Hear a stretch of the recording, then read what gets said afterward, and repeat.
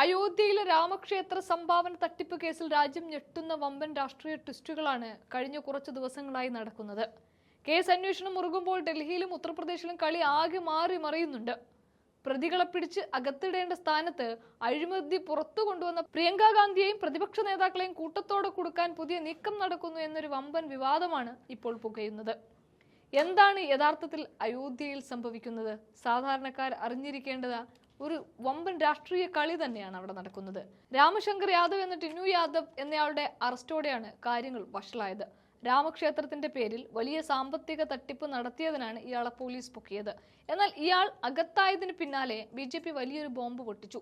Samajwadi party അധ്യക്ഷൻ അഖിലേഷ് യാദവിന് ഈ തട്ടിപ്പുകാരനുമായി അടുത്ത ബന്ധമുണ്ട് എന്നും ഇവർ തമ്മിൽ സംസാരിച്ച ഫോൺ രേഖകൾ കൈവശമുണ്ട് എന്നൊക്കെയായിരുന്നു ബിജെപിയുടെ വാദം. പക്ഷേ ഇവിടം കൊണ്ടൊന്നും തീരുന്നില്ല.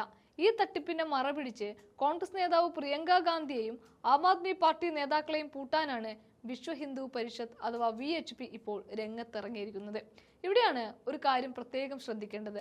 രാമക്ഷേത്ര നിർമ്മാണത്തിന്റെ പേരിൽ കോടികളുടെ അഴിമതി നടക്കുന്നുണ്ട് എന്ന് രാജ്യത്ത് ആദ്യമായി തുറന്നു പറഞ്ഞതും കൃത്യമായ ചോദ്യങ്ങൾ ചോദിച്ചതും ആരാണ് എന്ന് ചോദിച്ചാൽ അത് പ്രിയങ്ക ഗാന്ധിയും പ്രതിപക്ഷവുമാണ്.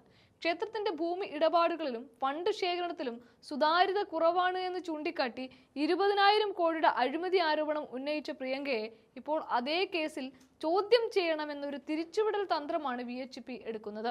തട്ടിപ്പ് പുറത്തു കൊണ്ടുവന്നവരെ തന്നെ പ്രതികളാക്കാൻ നോക്കുന്ന വിചിത്രമായ ഒരു കാഴ്ചയാണ് ഇവിടെ കാണുന്നത്. യഥാർത്ഥ പ്രതികളെയും ഭരണപക്ഷത്തെ പ്രമുഖരെയും രക്ഷിച്ചെടുക്കാനും വരാനിരിക്കുന്ന തെരഞ്ഞെടുപ്പിൽ രാഷ്ട്രീയ നേട്ടമുണ്ടാക്കാനും വേണ്ടിയാണ് കളി ഇങ്ങനെയാക്കുന്നത്. അന്വേഷണം നേരെ ചൊവ്വേ നടന്നാൽ അത് പല വമ്പന്മാരുടെയും തൊപ്പി തെറിപ്പിക്കുമെന്ന പേടിയാണ് ഈ വേട്ടയാടിന് പിന്നിൽ എന്നാണ് രാഷ്ട്രീയ നിരീക്ഷകർ പറയുന്നത്. ചുരുക്കത്തിൽ അയോധ്യയിലെ ഫണ്ട് തട്ടിപ്പിൽ അന്വേഷണം നേരിടേണ്ടത് അഴിമതി നടത്തിയ കുറ്റവാളികളാണോ അതോ അഴിമതി തുറന്നു കാട്ടിയ പ്രിയങ്ക ഗാന്ധിയാണോ? പ്രതിപക്ഷത്തിന് നാവടക്കാൻ അന്വേഷണ ഏജൻസികൾ ഉപയോഗിക്കുന്ന ഈ തന്ത്രം ഇത്തവണയും ബലിക്കുമോ എന്നുള്ളതാണ്. വരും ദിവസങ്ങളിൽ ഉത്തരേന്ത്യൻ രാഷ്ട്രീയം കൂടുതൽ ചൂട് പിടിക്കുമെന്ന് ഉറപ്പാണ്. കാരണം വരാനിരിക്കുന്നത് ഒരു UP തെരഞ്ഞെടുപ്പ് കാലം കൂടിയാണ്.